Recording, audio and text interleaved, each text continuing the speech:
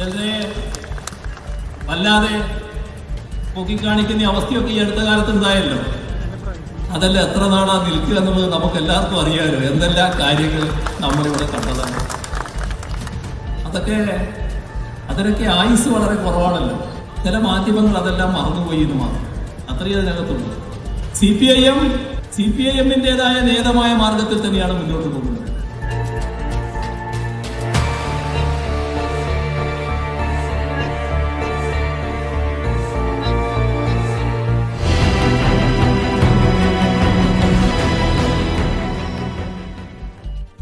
PV അൻവറിനെ വിടാൻ ഉള്ള മട്ടില്ല മുഖ്യമന്ത്രി പിണറായി വിജയൻ. ചില ആളുകളെ പൊക്കിക്കൊണ്ട് നടന്നുവല്ലോ, ഇപ്പോൾ എന്തായി, അല്ലെങ്കിൽ അതിന് വലിയ ആയുസ്സില്ല എന്ന് എല്ലാവരും ഓർത്തോളൂ എന്നാണ് പിണറായി വിജയൻ പറയുന്നത്. എന്ന് വെച്ചാൽ PV അൻവർ ഉന്നയിക്കുന്ന വിഷയങ്ങളെ ആഘോഷിക്കുന്ന പരിപാടി നിർത്തിക്കോളൂ എന്ന് മാധ്യമങ്ങളോട് അല്ലെങ്കിൽ സ്വന്തം സഖാക്കളോട് പറയുകയാണ് പിണറായി വിജയൻ. കഴിഞ്ഞ ദിവസം അദ്ദേഹത്തിന്റെ 2 മണിക്കൂർ നീണ്ട സുദീർഘമായ വാർത്താ സമ്മേളനത്തിലും PV അൻവറിനെ സമ്പൂർണ്ണമായി തള്ളിക്കളയുകയോ ആക്ഷേപിക്കുകയോ ഒക്കെ ചെയ്യുന്നു പിണറായി വിജയൻ. ഇപ്പോഴും പറയുന്നു അൻവറിനെ കൊണ്ടാടുന്നത് നിർത്തിക്കൊള്ളണം എന്ന്. ശരിയാണ്, ഇത് പറയുന്ന പിണറായി വിജയൻ സ്വന്തം സഖാക്കൾക്കുള്ള സംശയമെങ്കിലും ദൂരീകരിച്ച ശേഷമാണോ നിർത്തൂ ഈ ആഘോഷം എന്ന് പറയുന്നത്? അൻവർ സ്വർണ്ണക്കള്ളക്കടത്തുകാരുടെ പ്രതിനിധിയാണ് എന്ന ആക്ഷേപവാചകം ചൊരിയുന്ന പിണറായി വിജയൻ സ്വന്തം സർക്കാരിനും പാർട്ടിക്കും നേരെ സഖാക്കളടക്കമുള്ളവർ ഉന്നയിക്കുന്ന സംശയത്തെ ദൂരീകരിക്കുന്നതിൽ സുദീർഘമായ വാർത്താ സമ്മേളനത്തിൽ എത്ര വിജയിച്ചു? സ്വന്തം ഈഗോയും താൻ പോരുമയും പ്രകടമാക്കുക, ആക്ഷേപവാചകങ്ങൾ ചൊരിയുക എന്നതിനപ്പുറത്തേക്ക് ആളുകൾക്ക് ബോധ്യപ്പെടും വിധത്തിൽ ഇപ്പോഴത്തെ വിവാദങ്ങളെ വിശദീകരിക്കാൻ പിണറായി വിജയന് കഴിഞ്ഞോ? അൻവറിൻ്റെ ചോദ്യങ്ങൾ ഇപ്പോഴും ക്ലാസ് റൂമിൽ ബാക്കി നിൽക്കുകയല്ലേ? പിണറായി വിജയൻ്റെ വാർത്താ സമ്മേളനം അതിലെത്ര ഗുണപ്പെട്ടു? ഈ ചോദ്യം ഇവിടെ ഇപ്പോഴുമുണ്ട്. നമ്മൾ ആ വിഷയം സംസാരിക്കുകയാണ്. ഈ ചർച്ചയിൽ നമ്മോടൊപ്പം ഉള്ളത് ശ്രീ റജി ലൂക്കോസ്, CPIM സഹയാത്രികൻ, ശ്രീ ഷിബു മീരാൻ മുസ്ലിം ലീഗിൽ നിന്ന്, ശ്രീ ആനന്ദ് കൊച്ചുകൂടി മാധ്യമ പ്രവർത്തകൻ എന്നിവരാണ്. ഈ ചർച്ചയിൽ CPIM നേരിട്ട് അവരുടെ ഔദ്യോഗിക പ്രതിനിധികളെ അയക്കാൻ താല്പര്യപ്പെടുന്നില്ല എന്നാണ് അറിയിക്കുന്നത്. ആദ്യം റജി ലൂക്കോസ്, എല്ലാം അവസാനിപ്പിക്കണമെന്ന് മുഖ്യമന്ത്രി പറയുന്നു, ഇത് ആവർത്തിച്ചു പറയുന്നു. മുഖ്യമന്ത്രി ഈ കാര്യത്തിൽ സർക്കാരിനെതിരെ ഉയർന്നു വന്നിരിക്കുന്ന സംശയങ്ങളെ, ഉയർന്നു വന്നിരിക്കുന്ന ആക്ഷേപങ്ങളെ ശരിയാവണ്ണം ദൂരീകരിച്ചിട്ടാണോ ഈ വർത്തമാനമൊക്കെ പറയുന്നത്? അല്ല നിഷാദെ, ബഹുമാനപ്പെട്ട മുഖ്യമന്ത്രി ഇന്ന് പറഞ്ഞിരിക്കുന്ന വാസ്തവത്തിൽ നിങ്ങളുടെ മാധ്യമങ്ങളോടാണ്. ഒരു കാലത്ത് PV അൻവർ ഏറ്റവും മോശക്കാരാണെന്ന് ചർവിത ചരണം പോലെ ദിവസവും വന്ന് പല രീതിയിലുള്ള അദ്ദേഹത്തിനെതിരെ വ്യക്തിഹത്യ നടത്തി, അദ്ദേഹം നടത്തിയിരിക്കുന്ന പ്രകൃതിയെ ദോഷം ചെയ്തു എന്ന് പറയുന്ന അദ്ദേഹത്തിൻ്റെ പാർക്ക്, അങ്ങനെ ഒരു വ്യക്തിയെ, ഒരു പൊതുപ്രവർത്തനം ഏതെല്ലാം രീതിയിൽ വേട്ടയാടാവോ അതിൻ്റെ ഉത്തമ ഉദാഹരണമാണ് ഇവിടുത്തെ മാധ്യമങ്ങൾ PV അൻവറിനെ വേട്ടയാടിയത്. അതേ അൻവറിനെ തന്നെ സർക്കാരിനെതിരെ അടിക്കാനായിട്ടൊരു വഴി കിട്ടുന്നുള്ള പ്രതീക്ഷയിൽ കുറേ നാളുകളായിട്ട് ബഹുമാനപ്പെട്ട PV അൻവറെ ആഘോഷിച്ചു. ബഹുമാനപ്പെട്ട മുഖ്യമന്ത്രി പറഞ്ഞത് ആ പത്രസമ്മേളനത്തിന് ശേഷം ഇന്ന് നടത്തിയ അദ്ദേഹത്തിൻ്റെ വാക്കുകളിലൂടെ ഉരുത്തിരിയുന്ന അത് തന്നെയാണ്. അതൊരു വസ്തുതാപരമായ കാര്യങ്ങളാണ്. PV അൻവർ എന്ന് പറഞ്ഞ വ്യക്തിയെ ഇവിടെ കേരളത്തിലെ പൊതുസമൂഹത്തിന് മുമ്പിൽ അദ്ദേഹം അവതരിപ്പിച്ച ചില കാര്യങ്ങൾക്ക് സാങ്കത്യം ഉണ്ടെന്നുള്ളവരും പാർട്ടിയും കേരളത്തിൻ്റെ സർക്കാരും അതുപോലെ തന്നെ പാർട്ടിയുടെ കൺവീനറും LDFിൻ്റെ കൺവീനറും ഒക്കെ പല രീതിയിലൊക്കെ സംസാരിച്ചിട്ടുണ്ട്. പക്ഷേ അൻവർ ഒരു അതിര് വിട്ട് അതൊരു ഹോബിയായിട്ട് എല്ലാ ദിവസവും രാവിലെ ഉച്ചയ്ക്കും വൈകിട്ടും പത്രസമ്മേളനം അവതരിപ്പിച്ചപ്പോൾ ഒരു ഭരണകക്ഷി MLA എന്നുള്ള നിലയ്ക്ക് അദ്ദേഹത്തിൻ്റെ ഭാഗത്തിന് വീഴ്ച വന്നിട്ടുണ്ടെന്നുള്ളത് നിസ്തർക്കമാണ്. അതുകൊണ്ടാണ് അദ്ദേഹം കഴിഞ്ഞ ദിവസം ഒരു പോസ്റ്റ് ഇട്ടത്.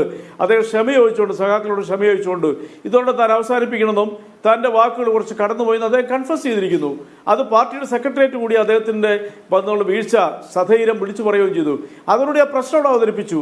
പിന്നെ പത്രസമ്മേളനം ക്ലിയർ ആണെന്നുള്ള നിങ്ങളെ ചോദ്യം കഴിഞ്ഞ കുറേ ദിവസങ്ങളായിട്ട് ഈ വിഷയത്തിൽ മറ്റൊന്നും പറയാൻ വന്നപ്പോഴത്തെ ഇനി മുഖ്യമന്ത്രി പറഞ്ഞ പത്രസമ്മേളനത്തിൽ സഖാക്കളെ ബോധ്യപ്പെടുത്തിയതുള്ളതാണ്.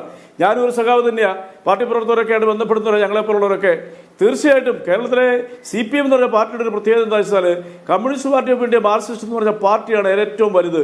അതിന് താഴെയുള്ള സഖാവ് പിണറായി വിജയനാണെങ്കിലും പോളിറ്റ് ബ്യൂറോ മെമ്പർമാരാണെങ്കിലും ഏതൊരു വ്യക്തിയാണെങ്കിലും ഇവിടെ PV അൻവർ പാർട്ടി മെമ്പറല്ല, പാർട്ടിയുടെ ചിഹ്നത്തിൽ മത്സരിച്ച നിയമസഭാ കക്ഷി അംഗമാണ് അദ്ദേഹം. അപ്പോൾ സ്വാഭാവികമായിട്ടും അതിൻ്റെ ഒരു പരിഗണന അദ്ദേഹത്തിന് കൊടുത്തു. അദ്ദേഹം അതിന് വിട്ടപ്പോൾ അത് ശരിയല്ല എന്ന് തന്നെ PV അൻവർ പാർട്ടിയോട് മാപ്പ് ചോദിക്കുന്നു, അല്ലെങ്കിൽ PV അൻവർ താൽക്കാലികമായി നിശബ്ദത അവലംബിക്കാൻ പോകുന്നു, അതൊക്കെയുള്ള വേറെ കാര്യമാണ്. അത് internal party matters. PV Anvar ഉയർത്തിവിട്ട ഈ പൊതുസമൂഹത്തിന് മുമ്പിലേക്ക് വെച്ച വിഷയം ഇപ്പോൾ ഇവിടെ നിൽക്കുകയാണ്. നിങ്ങൾ തമ്മിൽ സെറ്റിലായോ? അദ്ദേഹം നിശബ്ദത അവലംബിക്കുന്നത് വേറെ കാര്യമാണ്. ഞാൻ ചോദിക്കുന്നത്, ഈ പിണറായി വിജയൻ എന്തുമാത്രം കൺവിൻസിംഗ് ആയി വാർത്താ സമ്മേളനം നടത്താൻ കഴിഞ്ഞിട്ടുണ്ട്, അതോ കുറേ ഡയലോഗ് അടിച്ചതേ ഉള്ളൂ എന്നാണ്. അതായത് ഒരു ആരോപണം ഉയർന്നു വന്നതിന്റെ പേരിൽ ഒരാൾക്കെതിരെയും ഒരു നടപടിയും എടുക്കാൻ പോകുന്നില്ല കേട്ടോ എന്ന് പറയാണ് പിണറായി വിജയൻ. അതേ പിണറായി വിജയൻ സംസ്ഥാന സെക്രട്ടറി പാർട്ടിയുടേതായിരിക്കുമ്പോൾ 2014 പറഞ്ഞു, വെറുതെ ആരെങ്കിലും എന്തെങ്കിലും ആരോപണം ഉന്നയിച്ചാൽ അതിന്റെ പേരിൽ നടപടിയെടുക്കാനിരിക്കുകയല്ല എന്ന് പറഞ്ഞു. എന്ന് വെച്ചാൽ ഈ ആരോപണത്തിന്റെ പേരിലോ വിജിലൻസ് എൻക്വയറി നടക്കുന്നു എന്നതിന്റെ പേരിലോ അജിത് കുമാറിനെതിരെ നടപടി ആലോചിക്കുന്നില്ല, മാറ്റി നിർത്തുന്നില്ല എന്നാണ്. ഇതേ പിണറായി വിജയൻ സംസ്ഥാന സെക്രട്ടറി ആയിരിക്കുമ്പോൾ അദ്ദേഹത്തിന്റെ നിലപാട് KM മാണിക്കെതിരെ വിജിലൻസ് അന്വേഷണം നടക്കുന്നു, മാണി മാറി നിൽക്കണം, മാണി ആ പദവിയിൽ നിന്ന് മാറി നിന്നാലേ ശരിയായ അന്വേഷണം നടക്കൂ എന്ന് പറഞ്ഞ പിണറായി വിജയൻ പറയുന്നു വിജിലൻസ് അന്വേഷണം നടക്കുന്നു എന്നതിന്റെ പേരിൽ, ആരോപണം ഉയരുന്നു എന്നതിന്റെ പേരിൽ ആർക്കെതിരെയും ഒരു നടപടിയില്ല എന്ന്. രണ്ടാമത്തെ കാര്യം, ഒരു RSS നേതാവിനെ കാണാൻ ഭരണകൂടത്തിന് കീഴിലെ ഒരു പ്രധാനപ്പെട്ട ഉദ്യോഗസ്ഥൻ, RSകാരെ കാണേണ്ട ഒരു കാര്യവും ഒരു ബാധ്യതയും ഇല്ലാത്ത ഒരു ഉദ്യോഗസ്ഥൻ പോയി കാണുന്നതിനെ കുറിച്ചുള്ള രാഷ്ട്രീയ നിലപാട് എന്താണ്? ഭരണകൂട പ്രധാനി നിലയ്ക്കുള്ള നിലപാടല്ല, രാഷ്ട്രീയ നിലപാട് എന്താണ് പിണറായി വിജയൻ വിശദീകരിച്ചിട്ടില്ല. അങ്ങനെ ആവശ്യമായ ഒരു മറുപടിയും ഒരു വിശദീകരണവും തരാത്ത ആ നിലക്ക് സമ്പൂർണ്ണമായും പരാജയപ്പെട്ട ഒരു വാർത്താ സമ്മേളനം. അദ്ദേഹം കുറെ ഗർവ് വർത്തമാനം പറഞ്ഞു, അദ്ദേഹം കുറെ ആക്ഷേപിച്ചു. അല്ലാതെ എന്താണ് സഖാക്കൾക്ക് വേണ്ട ചോദ്യത്തിനുള്ള ഏത് ഉത്തരവാണ് പിണറായി വിജയൻ ഈ വാർത്താ സമ്മേളനത്തിൽ കൊടുത്തത്? അല്ല, സഖാക്കളുടെ ചോദ്യങ്ങളെല്ലാം നിഷാദിനെ എഴുതി ഏൽപ്പിച്ചിട്ടുണ്ടോ? സഖാക്കളുടെ ചോദ്യം ഇന്നതാണ്, ഈ രീതിയിലുള്ള ചോദ്യങ്ങളാണ്, ഞാൻ മറുപടി പറഞ്ഞില്ലെന്ന് പറയാനായിട്ട്. അതാ പറഞ്ഞത്, നിങ്ങൾക്ക് കുറേ മാധ്യമങ്ങൾക്ക് അത് ബോധ്യപ്പെട്ടില്ല. ഇവിടുത്തെ കേരളത്തിലെ സഖാക്കൾക്കും പാർട്ടി സ്നേഹിക്കുന്നവർക്കെല്ലാം മനസ്സിലായി. ഞാനൊക്കെ ചർച്ചയുടെ തുടക്കം മുതൽ കാര്യം പറയുന്നുണ്ട്, അതെന്താണെന്ന് നിഷാദിന് പറയും. നമ്മൾ ഇപ്പോൾ എത്ര വർഷമിരുന്നു, എന്താ പറയുന്നത്? ഒരു ഉദ്യോഗസ്ഥനെതിരെ ഒരു ആരോപണം ഉയർന്നു കഴിഞ്ഞിട്ടുണ്ടെങ്കിൽ അന്വേഷിച്ച് അതിന്റെ വസ്തുതകൾ ബോധ്യപ്പെടാതെ കൊണ്ട് ഒരു സർക്കാർ സംവിധാനത്തിൽ നടപടി സ്വീകരിക്കാൻ പറ്റത്തില്ല എന്നുള്ളത് ഇതൊക്കെ ഇങ്ങനെ ആവർത്തിച്ച് പറഞ്ഞ് പറ്റിക്കല്ലേ റെജി ലൂക്കോസ്? നമ്മൾ ആരെയും സസ്പെൻഡ് ചെയ്യാൻ പറഞ്ഞേ? അന്വേഷണ റിപ്പോർട്ട് വന്നിട്ട് വല്ലതും ഉണ്ടെങ്കിൽ സസ്പെൻഡ് ചെയ്താൽ മതി. ഇനിയിപ്പോൾ അന്വേഷണ റിപ്പോർട്ട് എന്തായിരിക്കും നമുക്ക് ഊഹിക്കാം. പിണറായി വിജയൻ ഗുഡ് സർട്ടിഫിക്കറ്റ് കൊടുത്ത ഒരു ഉദ്യോഗസ്ഥൻ, അയാൾക്കെതിരെ അന്വേഷണ റിപ്പോർട്ട് ഉണ്ടാക്കുമെന്ന് അറിയില്ല, പോട്ടെ. ഈ ആരോപണം നേരിടുന്ന ആളെ ക്രമസമാധാന ചുമതല എന്ന് പറയുന്ന വളരെ പവർഫുള്ളായ ചെയറിൽ നിന്ന് വേറെ എങ്ങോട്ടേലും ഒന്ന് മാറ്റി നിയമിക്കണം. അതിന് ഒരു അന്വേഷണ റിപ്പോർട്ടിന്റെ ആവശ്യമില്ല. അത് ചെയ്യാത്തത് എന്താ എന്നതിന് വിശദീകരണമില്ല. KM മാണി വിജിലൻസ് അന്വേഷണം നേരിടുന്നെങ്കിൽ മാറി നിൽക്കണമെന്ന് പറഞ്ഞ പിണറായി വിജയൻ ഇപ്പോൾ അന്വേഷണം നേരിടുന്നതിന്റെ പേരിൽ ആരെയും മാറ്റില്ല എന്ന ഇരട്ടത്താപ്പ് പറയുന്നു. വിശദീകരണമില്ല. RSS നേതാക്കളെ കാണാൻ ADGP പോകുന്നതിനെ കുറിച്ചുള്ള രാഷ്ട്രീയ നിലപാട് എന്താണ് എന്നാണ് ചോദ്യം. അതായത് NK പ്രേമേന്ദ്രൻ മോദിയുടെ വിരുന്നിൽ പങ്കെടുത്തതിന് കോൺഗ്രസ് മറുപടി പറയണം എന്ന് വിശദലേഖനം എഴുതിയ പാർട്ടിയാണ് ഈ പാർട്ടി. ആ പാർട്ടി ഇപ്പോൾ പറയാണ് ഞങ്ങൾക്ക് രാഷ്ട്രീയ നിലപാടില്ല എന്ന്. ഇതൊന്നും വിശദീകരിക്കപ്പെടാത്ത ഏരിയയാണ്. അത് ബഹുമാനപ്പെട്ട പിണറായി വിജയൻ പറയാത്ത കാര്യങ്ങളാണ് ഇപ്പം നിങ്ങൾ ഇവിടെ എന്നോട് ചോദിച്ചുകൊണ്ടിരിക്കുന്നത്. അദ്ദേഹം പറഞ്ഞത് എന്താ? അദ്ദേഹം ഈ ആരോപണം ഫസ്റ്റ് ഡേ വന്നപ്പോൾ തന്നെ കോട്ടയത്തെ പത്രസമ്മേളനത്തിൽ പറഞ്ഞില്ലേ, ഒരു ചിലവർക്കെതിരെ പൊതുസമൂഹത്തിൽ ആരോപണങ്ങൾ ഉയരുന്നുണ്ട്, ഉന്നത ഉദ്യോഗസ്ഥർ അന്വേഷിക്കുക. അന്ന് വൈകിട്ട് 9 മണിക്ക് ആ ഓർഡർ പുറത്തിറങ്ങുകയും ചെയ്തു. ആ അന്വേഷണം പൂർത്തീകരിക്കട്ടെ. അതിന്റെ പ്രീമാപേക്ഷ തന്നെ അന്വേഷണത്തിൽ തെറ്റുകാരെന്ന് കണ്ടെത്തിയവരെ നടപടി സ്വീകരിച്ചില്ലേ പോലീസിൽ? ആരെങ്കിലും പോലീസ് അന്വേഷിച്ചിട്ടുണ്ടോ? ഈ ഇദ്ദേഹത്തിനെതിരെ നടപടി സ്വീകരിക്കാമെന്ന് ഇന്നുവരെ പിണറായി വിജയൻ പറഞ്ഞിട്ടില്ല. അന്വേഷണം നടക്കുന്ന സ്ഥിതിക്ക്, ആരോപണം ഉണ്ടായ സ്ഥിതിക്ക് ഒരാളുടെ പേരിൽ നടപടി ഉണ്ടാകത്തില്ല. അന്വേഷണം വന്നതിന് ശേഷം ഉചിതമായ നടപടി മാറ്റിയത് ഏത് അന്വേഷണ സംഘത്തിന്റെ റിപ്പോർട്ടിന്മേലാണ്? അത് DGP ഒന്നും അദ്ദേഹം പറഞ്ഞില്ലേ. ഈ SP എന്ന് പറയുന്ന വ്യക്തി, അതായത് പത്തനംതിട്ടയിലേക്ക് ട്രാൻസ്ഫർ ചെയ്തിട്ടുള്ള സുജിത് ദാസ് പറഞ്ഞ SP-യുടെ ഫോൺ സംഭാഷണം അനുചിതമായിരുന്നു. ശശിധരനെ മാറ്റി, DYSP-മാരെ മാറ്റി. അല്ല, തീർച്ചയായിട്ടും എന്തായിരുന്നു എൻക്വയറി റിപ്പോർട്ട്? അതൊരു പൊളിറ്റിക്കൽ വില്ലായിരുന്നു, അതൊരു പൊളിറ്റിക്കൽ ഡിസിഷൻ ആയിരുന്നു. ഇത്രയും വലിയ പ്രശ്നമുണ്ട് അവിടുന്ന് ആൾക്കാരെ ഒന്ന് ഷഫിൾ ചെയ്ത് കളയാന്നുള്ളത്. ആ പൊളിറ്റിക്കൽ ഡിസിഷൻ ഇവിടെ എടുക്കാം. ഇദ്ദേഹത്തെ കുറച്ചുകൂടെ അപ്രധാനമായ സ്ഥലത്തേക്ക് മാറ്റാം, അല്ലെ വേറെ ഏതെങ്കിലും പൊസിഷനിലേക്ക് മാറ്റാം, എന്നിട്ട് ഇവിടെ എൻക്വയറി പൂർത്തിയാവട്ടെ എന്ന് തീരുമാനിക്കാം. അല്ലെ RSSകാരെ കണ്ടയാൾ വേണ്ട എന്ന് തീരുമാനിക്കാം. NK പ്രേമേന്ദ്രൻ മോദിയുടെ വിരുന്നിൽ പങ്കെടുത്തത് എന്തേ കോൺഗ്രസ് മറുപടി പറയണം എന്ന് പറഞ്ഞ ഒരു പാർട്ടി ADGP RSSന്റെ ആഫീസിൽ പോയത് എന്തേ, അതിനെക്കുറിച്ച് ഞങ്ങൾ മിണ്ടുന്നില്ല എന്ന പരിഹാസ്യമായ ന്യായം പറയാണ്. അത് വിശദീകരിക്കാൻ പിണറായി വിജയന് പറ്റിയെന്നാണോ താങ്കൾ വിചാരിക്കുന്നത്? അല്ലല്ല, അത് നിഷാദിന് ഞാനിവിടെ അന്ധമായിട്ട് ന്യായീകരിക്കുന്ന ആളല്ല. കാരണം വെച്ചാൽ അയാൾ ചെയ്ത് അന്വേഷണാത്മകമായിട്ട് അദ്ദേഹത്തിന് പോയി തെറ്റുണ്ടെന്ന് നടപടി സ്വീകരിക്കണം എന്നൊക്കെയുള്ള ആർജവത്തിലൂടെ മറുപടി പറഞ്ഞ ആളാണ് ഞാൻ, എന്നെ പോലുള്ള ഇടതുപക്ഷ സഹയാത്രികന്മാർ. പക്ഷെ നിങ്ങളോടൊരു കാര്യം ഞാൻ പറയാം. അതായത് ഈ പറയുന്ന നിങ്ങൾ എന്തിന്റെ പേരിലാണ് ഈ പറയുന്ന ശശിധരനെ മാറ്റിയത്, 7 DSP-മാരെ മാറ്റിയതിൽ ഒരാളെ സസ്പെൻഡ് ചെയ്തതിൽ ചോദ്യം ചോദിച്ചല്ലോ. അത് ഈ പരാതി കൊടുത്തതിന് പിറ്റേ ദിവസമല്ല, 11-12 ദിവസങ്ങൾക്ക് ശേഷമാണ് അവർക്ക് ഒരു നടപടി സ്വീകരിച്ചത്. പ്രാഥമിക അന്വേഷണത്തിൽ ഒരു കുറ്റവാളിയെ കണ്ടെത്തി. അതുപോലെ തന്നെ അന്വേഷണം DGP നടത്തിക്കൊണ്ടിരിക്കുന്നു. ഡയറക്ടർ അദ്ദേഹത്തിന്റെ കീഴിലാണ് അന്വേഷണം. വിജിലൻസ് അന്വേഷണം പ്രഖ്യാപിച്ചിരിക്കുന്നു. ആ വിജിലൻസ് അന്വേഷണത്തിന്റെ ഇത് റിപ്പോർട്ട് നടപടി അന്വേഷണത്തിൽ ശരിയെന്ന് തോന്നിയാൽ ശശിധരനെ മാറ്റിയത് എന്തിനാണ്? അത് ശശിധരനെ മാറ്റാൻ പാടില്ല എന്നൊരു നിയമമുണ്ടോ? അത് നിങ്ങളോട് ആര് പറഞ്ഞു? എത്ര SP മാരോട് സ്ഥലം മാറ്റുന്നു? ADGP മാറ്റിക്കൂടെ? ADGP വേറെ ചുമതല കൊടുത്തൂടെ? അതിന് നിയമം വല്ലതും ഉണ്ടോ? പറ്റില്ല. ADGP അല്ല, അങ്ങനെ ഒരു നിയമം, അങ്ങനെ ഒരു നിർബന്ധം പിടിക്കാൻ നിങ്ങൾക്ക് എന്താണെന്ന കാര്യം? അത് ഭരിക്കുന്ന മുഖ്യമന്ത്രിക്ക്, ആഭ്യന്തര വകുപ്പ് കൈകാര്യം ചെയ്യുന്ന മുഖ്യമന്ത്രിക്കും ആ വകുപ്പിന് കൃത്യമായ രീതിയിലുള്ള പിന്നെ റൂൾസ് ആൻഡ് റെഗുലേഷൻ ഉണ്ട്. അതൊരു ഭരണ സംവിധാനമാണ്. താങ്കൾ കള്ളം പറയരുത്. താങ്കൾക്കറിയാം, ഒന്നാമത് ഈ രാജ്യത്തെ, ഈ സംസ്ഥാനത്തെ CPIM കോമ്രേഡ്സിന്റെ പൊതുവികാരം എന്താണെന്ന് നന്നായി അറിയാവുന്ന ആളാണ് താങ്കൾ. ഞാൻ വീണ്ടും പറയുന്ന കാര്യം, അദ്ദേഹത്തെ പദവിയിൽ നിന്ന് സസ്പെൻഡ് ചെയ്യണമെന്നോ ഡിസ്മിസൽ അടിക്കണമെന്നോ ആരോട് പറഞ്ഞില്ല. അദ്ദേഹം ഏത് പദവിയിൽ ഇരുന്ന് പണിയെടുക്കണമെന്ന് തീരുമാനിക്കുന്നത് സർക്കാരാണ്. അതിനൊരു തടസ്സവും ഇല്ല. ഞാൻ ചോദിക്കുന്നത്, KM മാണി വിജിലൻസ് അന്വേഷണം നേരിടുന്നു, ആരോപണം നേരിടുന്നു, മാറി നിൽക്കണമെന്ന് പറഞ്ഞ സംസ്ഥാന സെക്രട്ടറി ആയിരുന്ന പിണറായി വിജയന് ഇപ്പോൾ അദ്ദേഹം ഒരു നാണക്കേടും ഇല്ലാതെ പറയാണ് ആരോപണം ഉയർന്നതിന്റെ പേരിൽ ആരെയും മാറ്റില്ല. ഒരു നിലപാട് വേണ്ടേ ഒരു രാഷ്ട്രീയ നേതാവിന്? വേണ്ടേ? അല്ല, എന്നേക്കാളും അറിയാവുന്നതല്ലേ നിഷാദിന് ഈ കാര്യങ്ങൾ. KM മാണി സാർ ആരായിരുന്നു? രാഷ്ട്രീയപരമായ രീതിയിലുള്ള പോസ്റ്റായിട്ട് പുള്ളി പിന്നെ മന്ത്രിയായിട്ട് സത്യപ്രതിജ്ഞ വ്യക്തിയാണ്. അത് രാഷ്ട്രീയപരമായിട്ടുള്ള ആരോപണം. ഇവിടെ ഒരു ഉദ്യോഗസ്ഥനെതിരെ, കേന്ദ്ര സർക്കാരിന്റെ കീഴിലുള്ള ഒരു IPS ഉദ്യോഗസ്ഥനെതിരെ ഒരു അന്വേഷണം വന്നപ്പോൾ വിജിലൻസ് അന്വേഷണം പ്രഖ്യാപിച്ച് ആ അന്വേഷണ റിപ്പോർട്ട് കിട്ടിക്കഴിഞ്ഞാൽ നടപടി സ്വീകരിക്കുകയോ ഇല്ലയോ എന്നുള്ള തീരുമാനിച്ച ശേഷമല്ലേ നിങ്ങൾ ഈ ചോദ്യം ചോദിക്കേണ്ടത്? നടപടിയെക്കുറിച്ച് ആര് സംസാരിച്ചു ഇവിടെ? അദ്ദേഹം ഒരു പ്രധാനപ്പെട്ട കസേരയിൽ ഇരുന്നു കൊണ്ട് അന്വേഷണം നടത്തിയാൽ കാര്യങ്ങൾ പൂർണ്ണമാവില്ല എന്നാണ് ഇവിടെ ഉയർന്നു വരുന്ന വിമർശനം. പിന്നെ RSSകാരെ അടിക്കടി കാണുന്നയാൾ നമ്മുടെ സർക്കാരിൽ പ്രധാനപ്പെട്ട കസേരയിൽ വേണോ എന്നാണ് ബിനോയ് വിശ്വൻ ചോദിക്കുന്നത്. അത് ചോദ്യം രാഷ്ട്രീയമാണ്.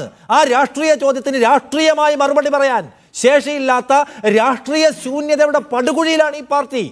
അത് വിശദീകരിക്കാൻ പിണറായി വിജയന് 2 മണിക്കൂർ നീണ്ട വാർത്താ സമ്മേളനത്തിൽ കഴിഞ്ഞില്ല. അദ്ദേഹം അൻവറിനെതിരെ ശകാരം ചൊരിഞ്ഞതല്ലാതെ CPIMന്റെ പൊളിറ്റിക്കൽ പൊസിഷൻ എന്താണ്, RSSന്റെ തിണ്ണ നിറങ്ങുന്ന ഉദ്യോഗസ്ഥരെ കുറിച്ച് എന്ന ചോദ്യത്തിന് വിജയൻ ആൻസർ ഇല്ല. അല്ല, അതിനകത്ത് ഒറ്റ ആൻസറുകൾ. കഴിഞ്ഞ 8 വർഷമായിട്ട് ഈ പാർട്ടിയുടെ പടുകൂടിലേക്ക് ഇടാൻ വേണ്ടിയിട്ട് നിങ്ങൾ കിട്ടാവുന്ന എല്ലാ ക്രെയിനുകളും ഉപയോഗിച്ചുകൊണ്ട് തള്ളിക്കൊണ്ടിരിക്കുകയല്ലേ. എന്നിട്ട് ഇടാൻ പറ്റുമോ? ഈ സർക്കാരിന് ഇടാൻ പറ്റുമോ? പറ്റിയിട്ടില്ല. കൃത്യമായിട്ട് കേരളത്തിലെ മുഖ്യമന്ത്രി മറുപടി പറഞ്ഞു. അത് ഇടതുപക്ഷക്കാരനായിട്ടായിരിക്കുന്നല്ല, അതിന് 2 വർഷങ്ങളുണ്ട്. ഞങ്ങൾ അന്നുപോലെ പറഞ്ഞു, ഒരു ഭരണ സംവിധാനം എടുക്കുന്ന തീരുമാനവും രാഷ്ട്രീയ പാർട്ടി എടുക്കുന്ന തീരുമാനം തമ്മിൽ രണ്ട് സംവിധാനമാണ്. കേരളത്തിന്റെ പാർട്ടിയുടെ സെക്രട്ടറി എന്താ പറയുന്നത്? അത് ഓസ്ട്രേലിയ എന്നൊരു മറുപടി പറഞ്ഞിട്ടുണ്ട് അദ്ദേഹത്തിന്റെ. അതേ എന്താ പറഞ്ഞത്? സെൻകുമാറിനെ നീക്കിയിട്ട് സുപ്രീം കോടതി പോയി പിഴ വാങ്ങിച്ചവരല്ലേ? നിങ്ങളുടെ പൊളിറ്റിക്കൽ വിൽ എന്തായിരുന്നു? നിങ്ങൾ ആ നിലപാട് തെറ്റിപ്പോയെന്ന് കരുതുന്നവരാണ്. ഞാൻ തന്നെ ഒരു ചർച്ചയിൽ പറഞ്ഞു. അത് നിഷാദിനോട് തന്നെയാ പറഞ്ഞത്. സെൻകുമാറിന്റെ കാര്യത്തിൽ സെൻകുമാർ സുപ്രീം കോടതിയിൽ പോയി തിരിച്ചു വന്ന് 9 മാസക്കാല കസേരയിൽ നിന്ന പിഴവ് സംഭവിക്കാതിരിക്കാൻ വേണ്ടിയിട്ടാണ് അന്വേഷണം നടത്തുന്നത്. ആ അന്വേഷണം നടത്തി വരുമ്പോൾ ഈ മനുഷ്യന്റെ പേരിൽ നടപടി സ്വീകരിക്കേണ്ടതാണെങ്കിൽ നടപടി സ്വീകരിക്കും.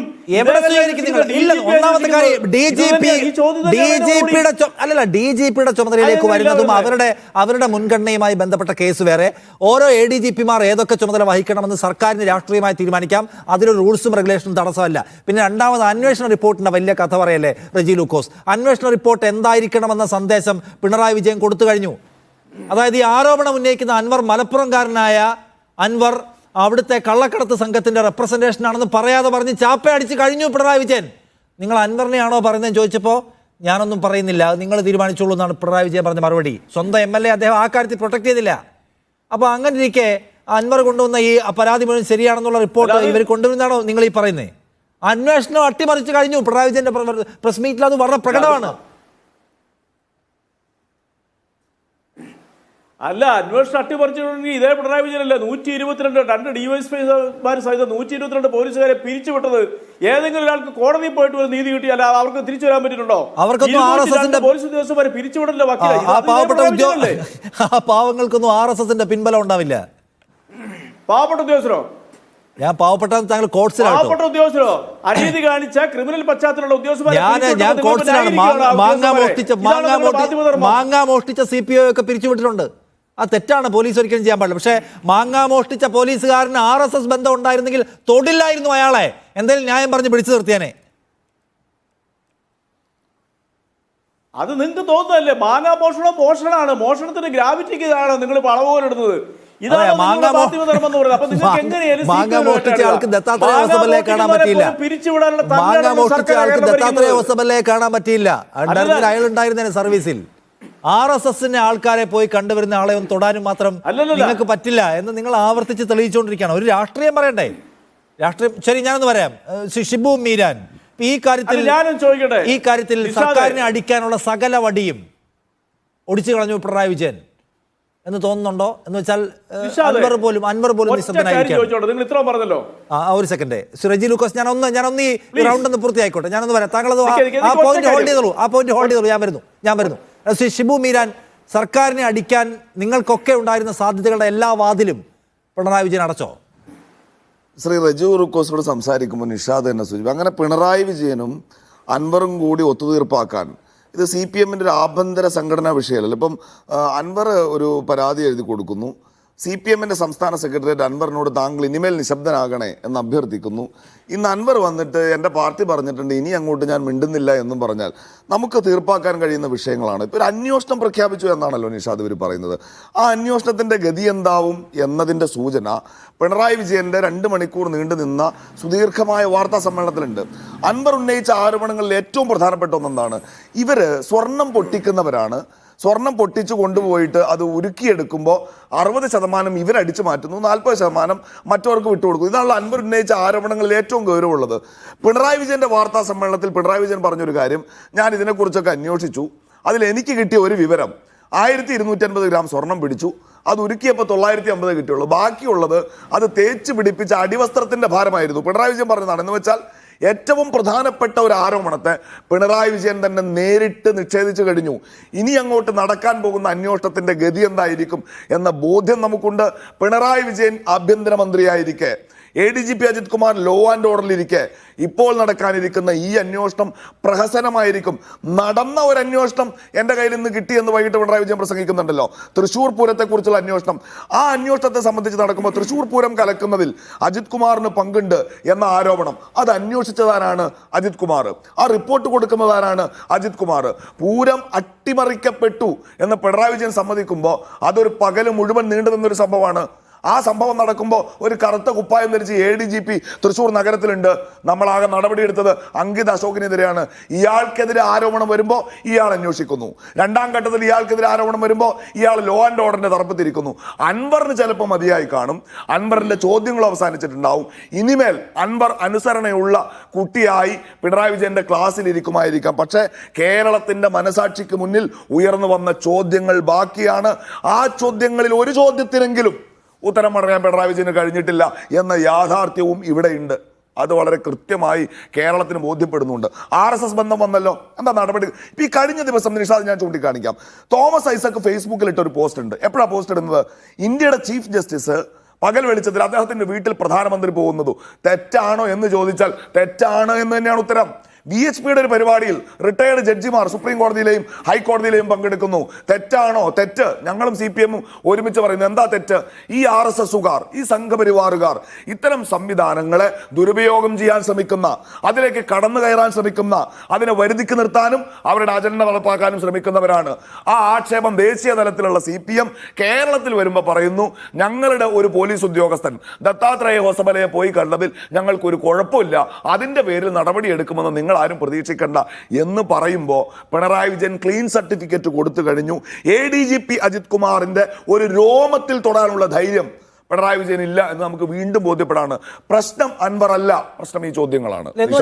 ഇതിനകത്തൊരു പ്രധാനപ്പെട്ട കാര്യമുണ്ടല്ലോ ഷിബു, നോക്കൂ, RSSന്റെ നേതാക്കളെ വെറുതെ ഒക്കെ ആണെങ്കിൽ പോയി കാണാം, അതിലൊന്നും ഒരു പ്രശ്നവുമില്ല എന്നൊരു സന്ദേശം കൂടി താഴെത്തട്ടിലുള്ള സഖാക്കൾക്ക് കൊടുക്കുകയല്ലേ? എന്ന് വെച്ചാൽ അതെന്തുമാത്രം ഗുരുതരമായ ഒരു രാഷ്ട്രീയ പ്രശ്നമാണ്.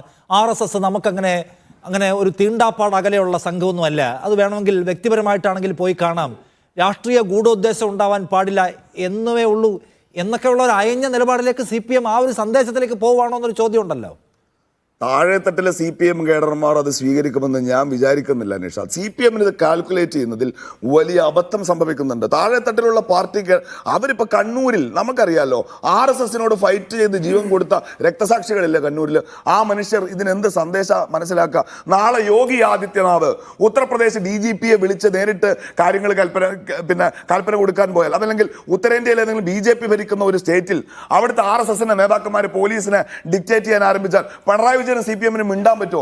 പിണറായി വിജയൻ എന്ന ഒരൊറ്റ മനുഷ്യന്റെ പേരിൽ കഴിഞ്ഞ എത്രയോ പതിറ്റാണ്ടുകളായി ഇടതുപക്ഷം വളർത്തിയെടുത്ത CPM വളർത്തിയെടുത്ത ഫാഷിസ്റ്റ് വിരുദ്ധ നിലപാടിന്റെ അടിക്കല്ലാണ് ഇളകിക്കൊണ്ടിരിക്കുന്നത് എന്ന് സഹയാത്രികർക്ക് ബോധ്യമില്ലെങ്കിലും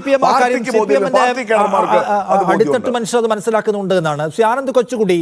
ഇപ്പൊ പിണറായി വിജയനെ സംബന്ധിച്ച് അദ്ദേഹത്തിന്റെ ഭരണത്തിനെതിരെയുള്ള വിമർശനമാണ് അൻവർ ഉയർത്തിക്കൊണ്ടുവരുന്നത്. അതിനെ പിന്തുണയ്ക്കുന്ന വലിയൊരു സമൂഹത്തെ അൻവർ ബിൽഡ് ചെയ്തിട്ടുണ്ട് എന്നതുകൂടി കാണണം.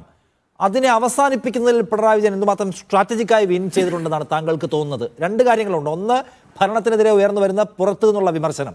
രണ്ടാമത്തേത് ഒരു സമ്മേളന കാലഘട്ടമാണ്. ആ സമ്മേളന കാലഘട്ടത്തിൽ അൻവറിന്റെ ഈ പ്രസ് മീറ്റുകളൊക്കെ ഉപയോഗിക്കപ്പെടും. അതുകൊണ്ട് അകത്തും പുറത്തും തനിക്കെതിരെയുള്ള ഒരു നീക്കങ്ങളും വേണ്ട എന്ന് പറഞ്ഞുകൊണ്ട് എല്ലാം അടയ്ക്കുകയാണോ പിണറായി വിജയൻ? അത് അദ്ദേഹത്തെ കൊണ്ട് എത്ര സാധ്യമാകുന്ന കാര്യമാണ് ഇപ്പോൾ?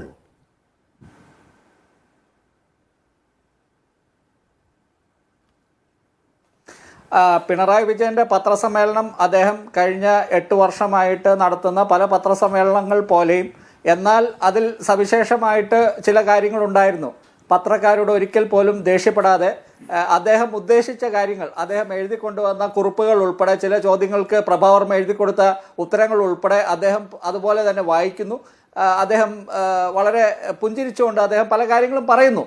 പക്ഷേ ചില കാര്യങ്ങൾക്ക് മാത്രം, ഇവിടെ നേരത്തെ നിഷാദ് സൂചിപ്പിച്ച MR അജിത് കുമാർ RSS കാരെ കണ്ട കാര്യം, അപ്പോൾ അതിനെ അന്വേഷിക്കുകയാണ്. എവിടെ അന്വേഷണമൊന്നുമില്ല കേട്ടോ. ഇതിൽ അന്വേഷണം എന്ന് വെറുതെ പറയുന്നതാണ്. കാരണം അത് ടേംസ് ഓഫ് റെഫറൻസിലോ അല്ലെങ്കിൽ അത് ഒരു അന്വേഷണത്തിൽ ഇപ്പോൾ പ്രഖ്യാപിച്ചിട്ടുള്ള പലവിധ അന്വേഷണങ്ങളിൽ, അത് DGP അന്വേഷിക്കുന്ന കാര്യമാണെങ്കിലും അല്ലെങ്കിൽ വിജിലൻസ് അന്വേഷണത്തിൻ്റെ ഭാഗമാണെങ്കിലും ക്രൈംബ്രാഞ്ചിൻ്റെ ഭാഗമാണെങ്കിലും, ഒരു അന്വേഷണത്തിലും ഈ അജിത് കുമാർ RSS മേധാവിയെ അല്ലെങ്കിൽ ദത്താത്രേയ ഹോസബാലയെ എന്തിന് കണ്ടു എന്നുള്ള ചോദ്യത്തിന് ഒരു അന്വേഷണവും നടക്കുന്നില്ല. മുഖ്യമന്ത്രി അതിനെക്കുറിച്ച് ഒന്നും പറഞ്ഞിട്ടില്ല. ഈ മുന്നണിയിൽ രണ്ടാം കക്ഷിയായിട്ടുള്ള CPI എന്ന പാരമ്പര്യമുള്ള, ഇടതു പാരമ്പര്യമുള്ള CPMനേക്കാൾ ഒരു പടി കൂടുതൽ ഇടത് നയങ്ങൾ മുറുകെ പിടിക്കുന്ന ആ പാർട്ടിയെ വെറും ഒരു ബാല്യക്കാരെന്ന രീതിയിൽ എന്ന സമീപനത്തോടു കൂടി അവഹേളിക്കുന്ന തരത്തിലാണ് പിണറായി വിജയൻ 2 ഘട്ടത്തിൽ ആ വാർത്താ സമ്മേളനത്തിൽ അദ്ദേഹം ശബ്ദം ചെറുതായി ഉയർത്തി അസേർട്ട് ചെയ്ത് പറഞ്ഞത്. ഒന്ന്, MR അജിത് കുമാറിനെ മാറ്റുന്നില്ല എന്നുള്ള കാര്യം, P ശശിയുടെ കാര്യം അദ്ദേഹം പറയുന്നുണ്ട്. ഈ 2 ഘട്ടത്തിലും അദ്ദേഹം വളരെ എന്താണ് കട്ട് ആൻഡ് ഡ്രൈ ആയിട്ട് പറയുന്നുണ്ട്. അങ്ങനെ ആരെങ്കിലും പറഞ്ഞതുകൊണ്ടോ അല്ലെങ്കിൽ അങ്ങനെയൊന്നും മാറ്റുന്ന ഒരു കാര്യമല്ല. P ശശി മാതൃകാപരമായിട്ടുള്ള പ്രവർത്തനമാണ് നടത്തുന്നത്. പാർട്ടിയാണ് അദ്ദേഹത്തെ നിയമിച്ചതെന്ന്. അത് വസ്തുതാപരമായി ശരിയല്ല. പിണറായി വിജയൻ തന്നെയാണ് P ശശിയെ ആ സ്ഥാനത്തേക്ക് കൊണ്ടുവരുന്നത്. പണ്ട് KN ബാലഗോപാലിനെ VS പൊളിറ്റിക്കൽ സെക്രട്ടറി ആക്കിയത് അദ്ദേഹത്തിൻ്റെ തീരുമാനമല്ലായിരുന്നു, പാർട്ടിയുടെ തീരുമാനമായിരുന്നു. പക്ഷേ ഇത് നേരെ മറിച്ച് പിണറായി വിജയൻ്റെ തീരുമാനമായിരുന്നു. നമുക്ക് ഉത്തരം കിട്ടാത്ത കാര്യം MR അജിത് കുമാറിൻ്റെ RSS മീറ്റ് എന്തിനായിരുന്നു? അദ്ദേഹത്തിൻ്റെ വ്യക്തിപരമായ കാര്യത്തിനായിരുന്നോ, അതോ പിണറായി വിജയൻ്റെ ദൂതനായിട്ടായിരുന്നോ, അതോ ഇനിയിപ്പോൾ ഈ തൃശ്ശൂരെ തെരഞ്ഞെടുപ്പുമായിട്ട് ബന്ധപ്പെട്ട കാര്യങ്ങളാണോ, അതോ അതിനു മുൻപേ തന്നെ ഈ തൃശ്ശൂർ തന്നെ മറ്റേ കരുവന്നൂർ വിഷയമുണ്ട്. ലൈഫ് മിഷൻ കേസിൽ, വടക്കാഞ്ചേരി ലൈഫ് മിഷൻ കേസിൻ്റെ ആ ലൈഫ് മിഷൻ്റെ ചെയർമാൻ തന്നെ മുഖ്യമന്ത്രിയാണ്. ഒരു ഘട്ടത്തിൽ ആ കേസിൽ ചില നിർണായക തെളിവുകൾ CBIക്ക് കിട്ടും എന്ന് കണ്ടപ്പോൾ ഇവിടെ ഒരു വിജിലൻസ് അന്വേഷണം പ്രഖ്യാപിച്ച്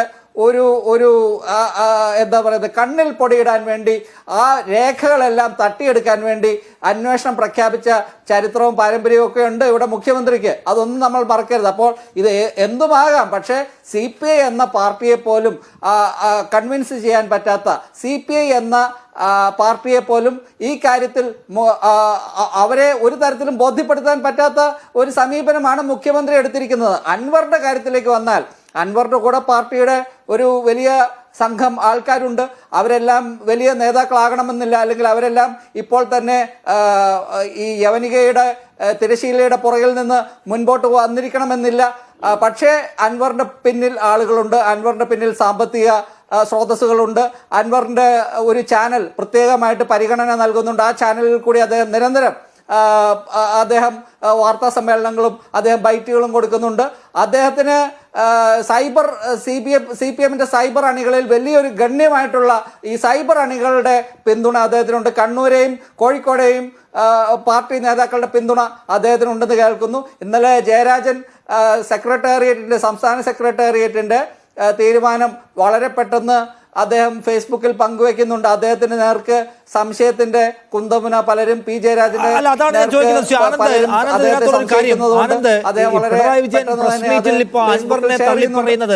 ഇത്ര ആഴത്തിൽ തള്ളിപ്പറയുന്നതിന്റെ ഉദ്ദേശം അൻവറിന്റെ പിന്നിൽ ആരെങ്കിലും ഉണ്ടെങ്കിൽ അവരോടും കൂടി നിർത്തിക്കോ എന്ന് പറയല്ലേ? അതുകൊണ്ട് ആഭ്യന്തരമായി പിണറായി വിജയനെതിരെ ഈ സമ്മേളന കാലത്ത് രൂപപ്പെട്ടു വരാൻ സാധ്യതയുള്ള പാർട്ടിക്കകത്തെ ചലനങ്ങളെ കൂടി അടയ്ക്കുന്നതിൽ പിണറായി വിജയൻ വിജയിച്ചോ എന്ന് ചോദിക്കുക ഞാൻ.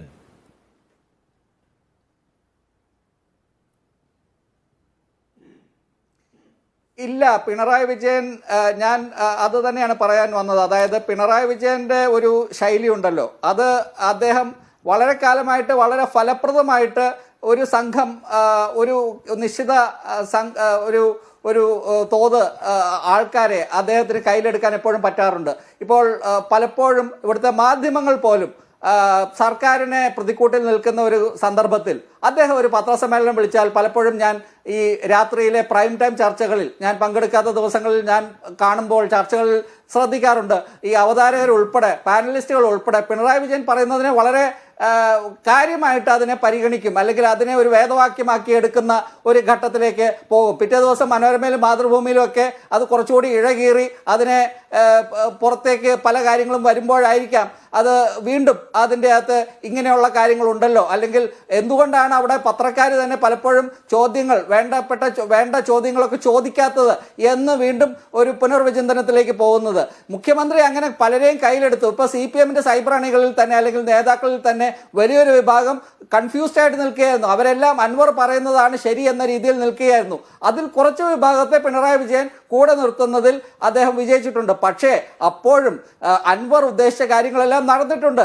ഈ കുപ്പിയിൽ നിന്ന് അദ്ദേഹം പുറത്തുവിട്ട ഭൂതം അത് തിരിച്ചു കയറ്റാൻ എളുപ്പമല്ല. ഇപ്പോൾ ബ്രാഞ്ച് സമ്മേളനങ്ങൾ അവസാനിച്ചു, ഇനിയിപ്പോൾ ലോക്കൽ സമ്മേളനങ്ങൾ നടക്കാൻ പോവുകയാണ്, ഏരിയ സമ്മേളനങ്ങൾ നടക്കാൻ പോവുകയാണ്, ജില്ലാ സമ്മേളനങ്ങൾ നടക്കാൻ പോവുകയാണ്.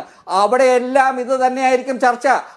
6 മാസത്തെയാണ് വിജിലൻസ് അന്വേഷണം എന്ന് കേൾക്കുന്നു. 6 മാസത്തെ കാലാവധിയാണ് വിജിലൻസ് അന്വേഷണത്തിന്.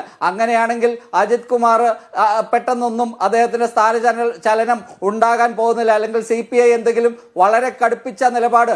പക്ഷെ അങ്ങനെ നിലപാടെടുക്കാൻ CK ചന്ദ്രപ്പനെ പോലെയുള്ള വെളിയം ഭാർഗവനെ പോലെയുള്ള നേതാക്കൾ ഇപ്പോൾ CPM-ൽ ജീവിച്ചിരിപ്പില്ല. അതുകൊണ്ട് നമുക്കറിയില്ല. അല്ലെങ്കിൽ ഇതിലൊന്നും തീരുമാനം പെട്ടെന്നുണ്ടാകാൻ പോകുന്നില്ല. അങ്ങനെ വന്നാൽ ഈ സമ്മേളന കാലത്ത് എന്തൊക്കെയാണ് നടക്കുന്നത്? ഞാനിപ്പോൾ MM ലോറൻസിന്റെ ആത്മകഥ വായിച്ചുകൊണ്ടിരിക്കുകയായിരുന്നു. അദ്ദേഹം പറയുന്നുണ്ട് 92-ൽ കോഴിക്കോട് സമ്മേളനത്തിൽ VS അച്യുതാനന്ദൻ പാർട്ടി സെക്രട്ടറി സ്ഥാനത്തേക്ക് മത്സരിച്ച് തോറ്റപ്പോൾ 2 വോട്ടിനാണ് തോറ്റത്.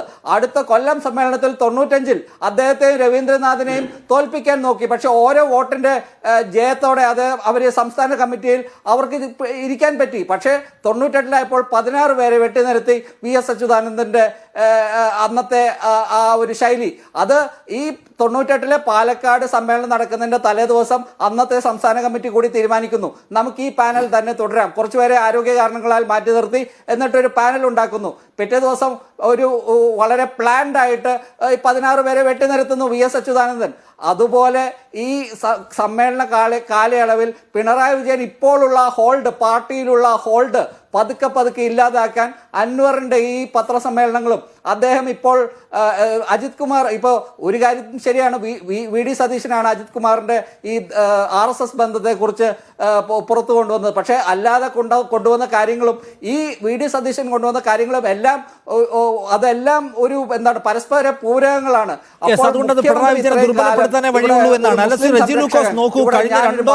കഴിഞ്ഞ 2 സമ്മേളനങ്ങളിലെ ഏറ്റവും പ്രധാനപ്പെട്ട താഴെത്തട്ട് വിമർശനങ്ങളിലൊന്ന് പോലീസിന്റെ അതിക്രിയകളെ കുറിച്ചാണ്.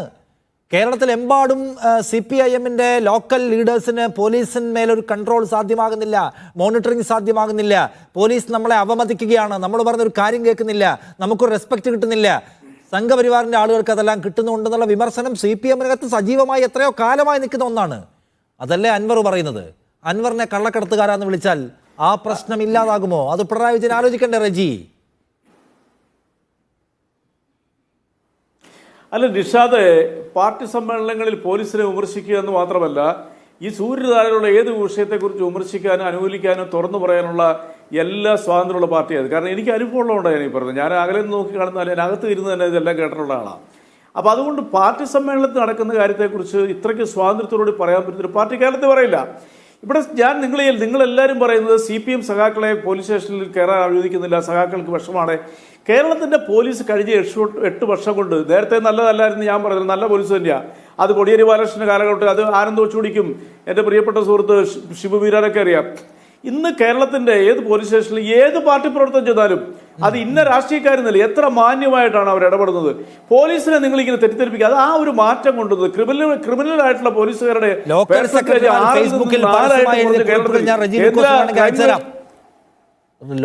സെക്രട്ടറി അടക്കമുള്ള ആളുകൾ ഫേസ്ബുക്കിൽ പിന്നെ താങ്കൾ ഇപ്പൊ എല്ലാവർക്കും കടന്നു ചെല്ലാൻ പറ്റുന്ന എങ്ങനെയാന്ന് പറഞ്ഞാൽ വേറെയും അനുഭവങ്ങൾ നിരവധിയായ ആളുകൾ പങ്കുവച്ചിട്ടുള്ള ഞാൻ അയച്ചു തരാം താങ്കൾക്ക്.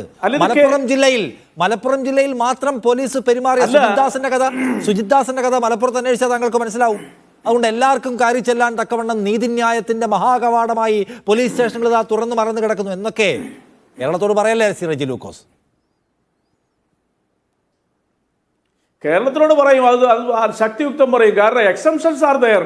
എക്സംഷൻസ് ഇല്ലാത്തൊന്നുമില്ല. ജോർജ് ലോയിഡിനെ പരസ്യമായിട്ട് റോഡിൽ വെച്ച് കാലുകൊണ്ട് ചവിട്ടിക്കൊന്ന അമേരിക്കൻ പോലീസ് ഇവിടെ ഇല്ല. നിങ്ങൾ ലോകത്തെ ഏറ്റവും നല്ല പോലീസാണെന്നല്ല അവകാശപ്പെടുന്നത്. സ്കോട്ട്ലൻഡ് യാർഡിനേക്കാൾ സ്കോട്ട്ലൻഡ് യാർഡ് അന്വേഷണാത്മക പോലീസിങ് നടക്കുന്നത്. അതൊക്കെ എവിടെയും നടക്കും. പക്ഷെ കേരളത്തിനെ സംബന്ധിച്ചോളം കേരള പോലീസ് മാതൃകയാണെന്നുള്ള വിധത്തിൽ കഴിഞ്ഞ 8 വർഷം കൊണ്ട് നിഷ്പക്ഷമായിട്ട് എൻ്റെ കൂടെ ഇരിക്കുന്ന 2 പാനലിസ്റ്റുകൾക്ക് അത് പറഞ്ഞാൽ സമ്മതിക്കുന്ന എൻ്റെ മനസ്സ് എന്നോട് പറയുന്നത്, അവരിനിപ്പോൾ രാഷ്ട്രീയത്തിന്റെ പേരിൽ ചിലപ്പോൾ എതിർക്കുമായിരിക്കും. ആ ഒരു കേരള പോലീസിന്റെ തൃശൂർ പൂരം കലക്കിയെന്ന ഗുരുതരമായ ആക്ഷേപം നേരിടുന്ന പോലീസാണ് ഈ പോലീസ്. ശബരിമല കാലത്ത് RSS നേതാവിന് കൊടുക്കാൻ പോലീസ് മെഗാഫോൺ കൊടുത്ത പോലീസാണ് ഈ പോലീസ്. വിദ്വേഷ രാഷ്ട്രീയം കുത്തിയൊഴുക്കുന്ന ഈ പറയുന്ന യൂട്യൂബർമാർക്കെതിരെ ഒരു നടപടിയും എടുക്കാത്ത പോലീസാണ് ഈ പോലീസ്. അതിൻ്റെ വലിയ കെടുതിയല്ലേ ഈ തെരഞ്ഞെടുപ്പിൽ നിങ്ങൾ അനുഭവിച്ചത്? നിങ്ങളുടെ കോർ വോട്ട് ബാങ്കിൽ നിന്നൊക്കെ എങ്ങനെ വോട്ട് പോയെന്ന് ആലോചിക്കണ്ടേ? ഇപ്പം ഇവിടുത്തെ മുഖ്യധാരാ മാധ്യമങ്ങളെ നശീകരണ മാധ്യമങ്ങളെന്ന് വിളിച്ചു പിണറായി വിജയൻ.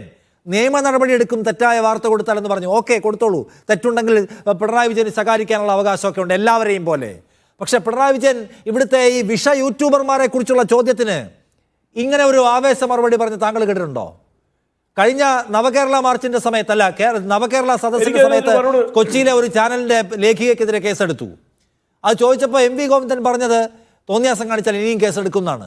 ഈ വർത്താനം ഏതെങ്കിലും ഒരു സംഘപരിവാർ യൂട്യൂബറോട് പറയാനുള്ള ധൈര്യം ഈ പാർട്ടിക്കുണ്ടോ, ഈ മുഖ്യമന്ത്രിക്കുണ്ടോ? ഒരു വിഷ യൂട്യൂബറെ കുറിച്ച് ചോദിച്ചപ്പോൾ പറഞ്ഞത് ഞാൻ പരിശോധിച്ചു, പോലീസ് നടപടിയിൽ പ്രശ്നമൊന്നും കണ്ടില്ല എന്നാണ്. മുഖ്യധാരാ മാധ്യമങ്ങളെ നശീകരണം എന്നൊക്കെ വിളിക്കും. ഈ പറയുന്ന വിഷത്തിനെതിരെ സംസാരിക്കാൻ ശേഷിയില്ലാത്ത പൊളിറ്റിക്കൽ അഡ്മിനിസ്ട്രേഷൻ ആൻഡ് പോലീസ്. താങ്കൾ പറയാണ് പോലീസ് മഹത്തരാണെന്ന്. അല്ലത് കേട്ടോളൂ, അതിനെനിക്ക് വ്യക്തമായ മറുപടി ഉണ്ട്. താങ്കൾ പറഞ്ഞ ആ വികാരത്തോട് ഞാൻ യോജിക്കുന്ന ഒരാളാണ്. 100% ഒരു തർക്കമല്ല കാര്യത്തിൽ. കാരണം വ്യക്തികളെ വ്യക്തിഹത്യ നടത്തി കുടുംബത്തെ പോലും തകർത്ത് പോക്കറ്റ് നിറയ്ക്കുന്ന ചില വിദ്വാന്മാർ കേരളത്തിലുണ്ട്. അവർക്കെതിരെ ശക്തമായ അവരൊക്കെ അഴിയണ്ടിക്കേണ്ട കാലം കഴിഞ്ഞെന്നുള്ള ചിന്തിക്കുന്ന ഒരാളാണ് ഞാൻ. ഇതേപോലെ കേരളത്തിലെ ഏതാണ്ട് മഹാഭൂരിപക്ഷം ആൾക്കാർ അങ്ങനെ ചിന്തിക്കുന്നവരാ. അതിനകത്ത് ഈ കേരളത്തിലെ പോലീസ് സംവിധാനത്തിന് വീഴ്ച പറ്റിയിട്ടുണ്ട്. പക്ഷെ അതും കേരളത്തിലെ DGP അന്വേഷിക്കുന്ന ഈ അന്വേഷണത്തിൽ വരുന്നുണ്ട്. അതിന് നീതി ലഭിക്കുന്നത് തന്നെയാണ് കേരളത്തിലെ പൊതുസമൂഹത്തിന് മാന്യമായിട്ട് ജീവിക്കാൻ പറ്റാത്ത, മാന്യമായി ജീവിക്കുന്നവർക്ക് ഇവിടെ പുറത്തിറങ്ങാൻ പറ്റാത്ത സാഹചര്യങ്ങൾ ചില യൂട്യൂബർമാരുണ്ടാക്കുന്നുണ്ട്. ഒരു സംശയമില്ല കാര്യത്തിൽ.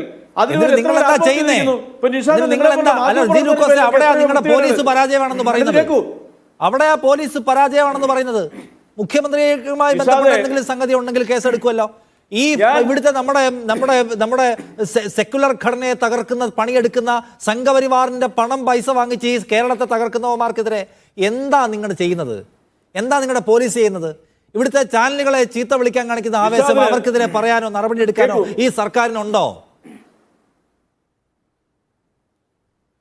നിഷാദെ, കഴിഞ്ഞ ദിവസം ഞാനൊരു യൂട്യൂബറുടെ ടാഗ് ലൈൻ ഞാൻ നിഷാദിന് വാട്സപ്പിൽ അയച്ചു തന്നു. നിഷാദ് എനിക്ക് അത് മറുപടിയും തന്നു.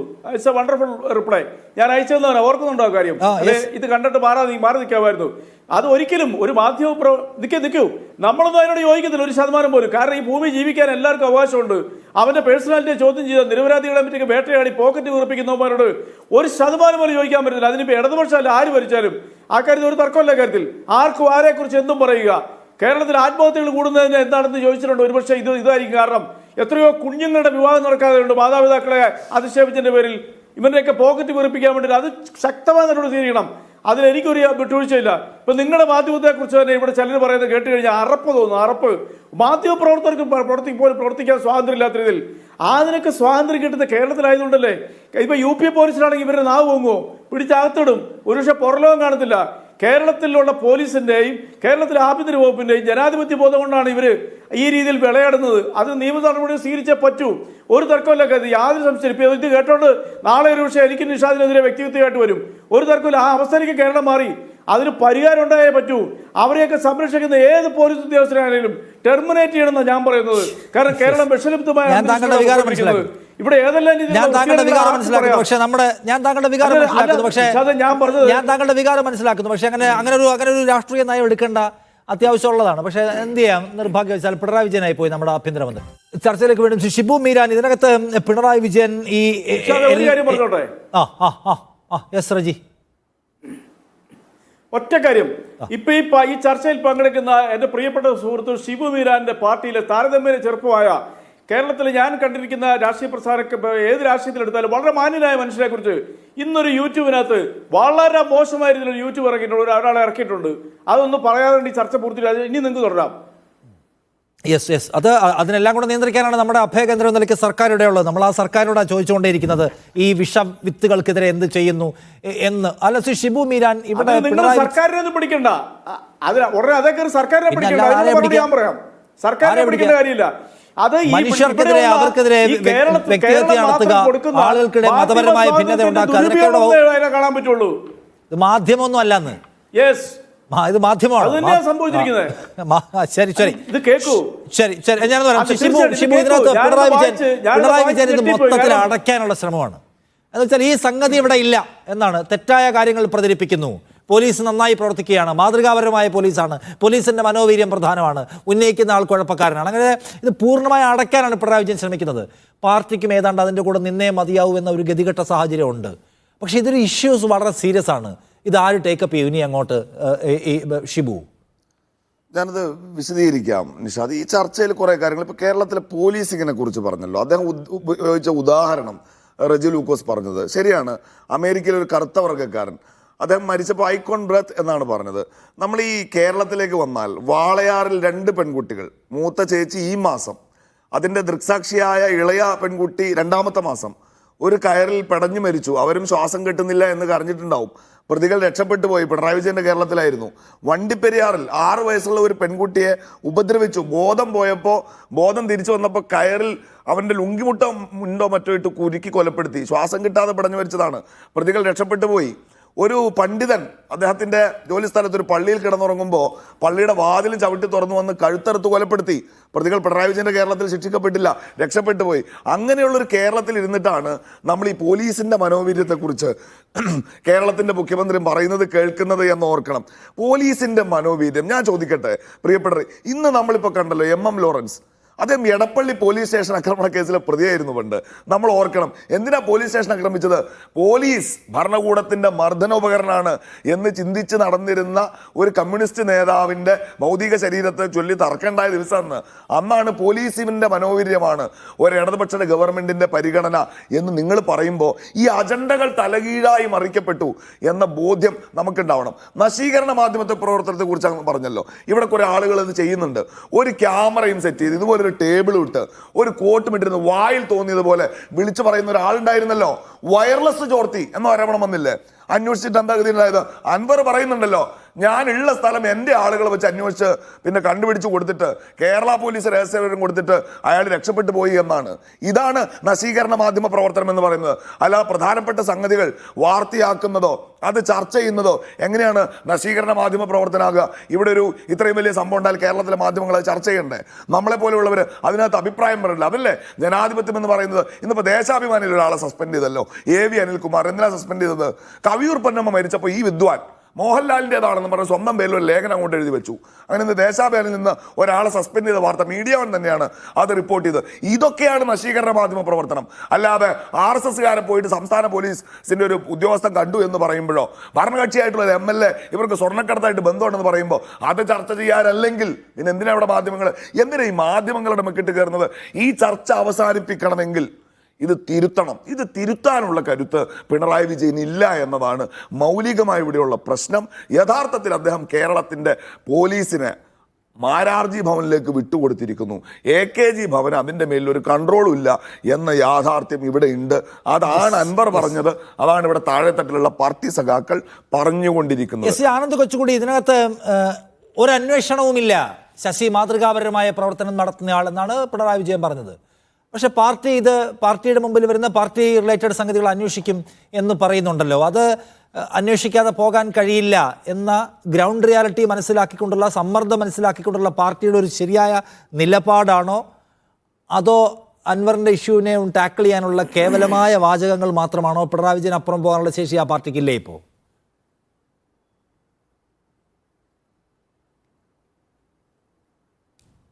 അല്ല, പാർട്ടി ഇപ്പോൾ വലിയ ധർമ്മസങ്കടത്തിലാണ്.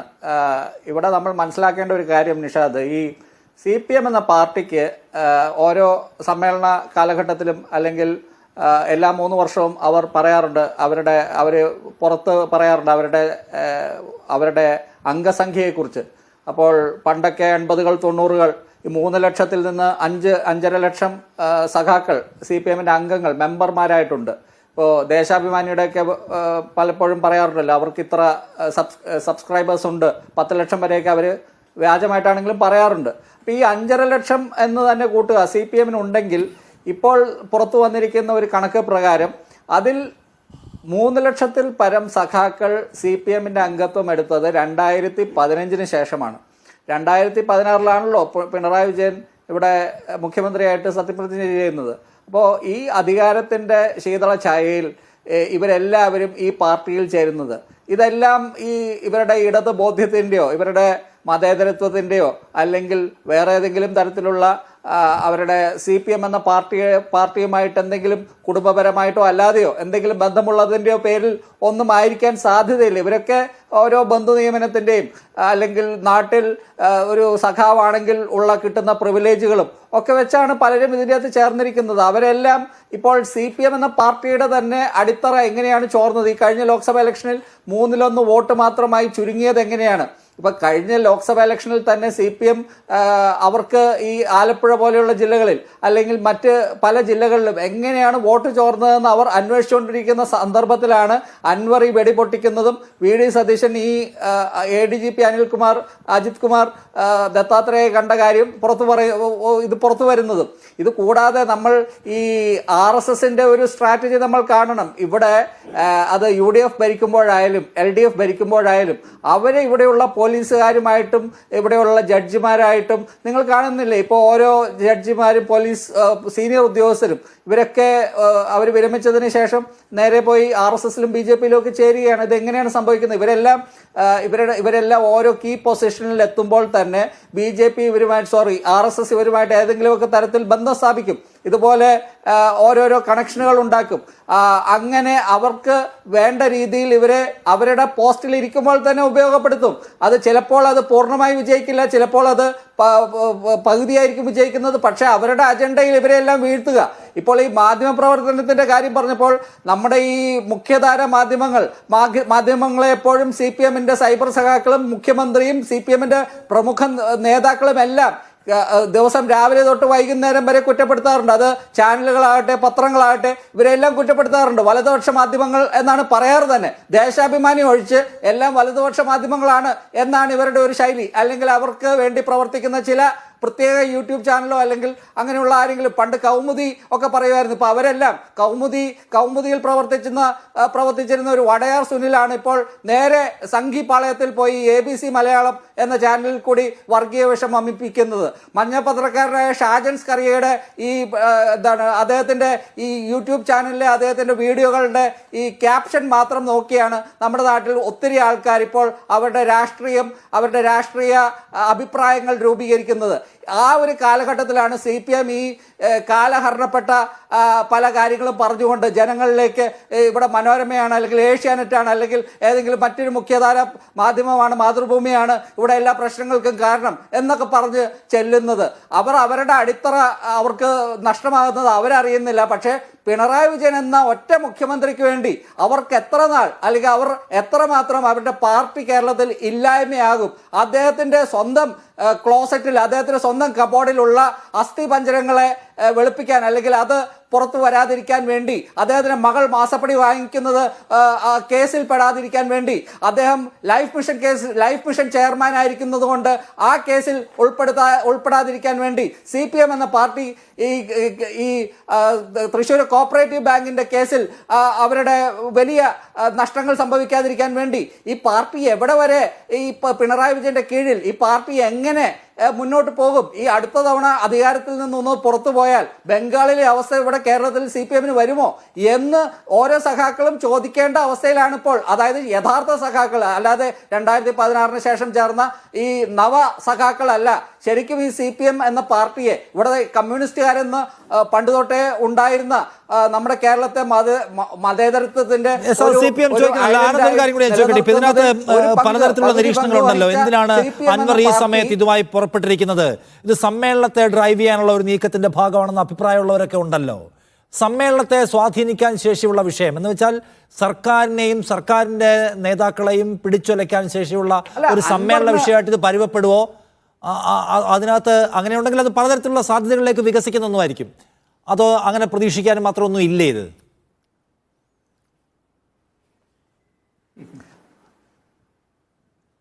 അല്ല, അങ്ങനെ സാധ്യതകളൊക്കെ ഉണ്ടാകും. പക്ഷെ അപ്പോഴും ഈ സമ്മേളനങ്ങളിൽ പിണറായി വിജയൻ തന്നെ ഇവരെല്ലാം വെട്ടിനിർത്താനാണ് സാധ്യത. അത് P ജയരാജനാണെങ്കിലും. അല്ലാതെ പിണറായി വിജയനെ പ്രത്യേകിച്ചും RSSന്റെ, എനിക്ക് തോന്നുന്നത്, ഞാൻ ഉറച്ചു വിശ്വസിക്കുന്നു, അതെൻ്റെ തെറ്റിദ്ധാരണയാണെങ്കിൽ അതെൻ്റെ തെറ്റിദ്ധാരണയാണ്, പക്ഷെ ഞാൻ ഉറച്ചു വിശ്വസിക്കുന്നത് ഇവിടെ കേന്ദ്രത്തിലെ BJP സർക്കാരിൻ്റെ പിന്തുണ മുഖ്യമന്ത്രി പിണറായി വിജയനുണ്ടെന്നാണ്.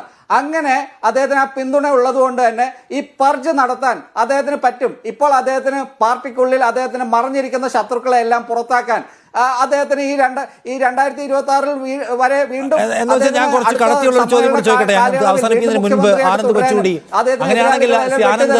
പറ്റുമെന്ന് തന്നെയാണ് ഞാൻ വിചാരിക്കുന്നത്. അങ്ങനെയാണെങ്കിൽ ആനന്ദ്, അൻവറിനെ വേട്ടയാടാൻ വരുന്നത് കേന്ദ്ര ഏജൻസികളായിരിക്കുമോ ഇനി?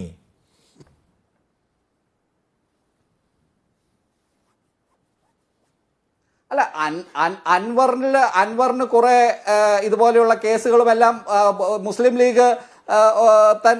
ലീഗിന്റെ തന്നെ ഒരു നേതാവിനെ കൊലപാതക കേസ് ഉൾപ്പെടെ അദ്ദേഹം പല കേസിലും അദ്ദേഹത്തിന്റെ സാമ്പത്തിക സ്രോതസ്സുമായിട്ട് ബന്ധപ്പെട്ട കേസുകളെല്ലാം ഉണ്ട്. അദ്ദേഹത്തെ വേട്ടയാടാൻ സംസ്ഥാന സർക്കാർ തന്നെ ഇന്റലിജൻസ് ശേഖരിച്ച് ഇപ്പോൾ ഒരു കുരുക്ക് മുറുക്കിക്കൊണ്ടിരിക്കുകയാണെന്നാണ് ഞാൻ കരുതുന്നത്. അദ്ദേഹത്തിന് കേന്ദ്ര ഏജൻസികളൊന്നും വേണ്ട, സംസ്ഥാന സർക്കാരിന് തന്നെ അൻവറിനെ പൂട്ടാകുന്നതേ ഉള്ളൂ. പക്ഷേ പിണറായി വിജയൻ കാത്തിരിക്കുന്നത് ഈ അൻവറിന് പുറകിലുള്ള CPM-നുള്ളിൽ തന്നെ അൻവറിനെ പിന്തുണയ്ക്കുന്ന ആ നേതാക്കൾ പുറത്തു വരാൻ വേണ്ടിയാണ്.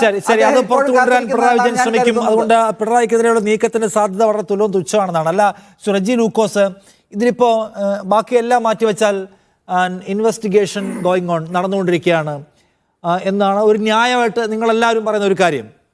വിജിലൻസ് അന്വേഷണത്തിൻ്റെ കാലാവധി എത്രയാണ്? 6 മാസം.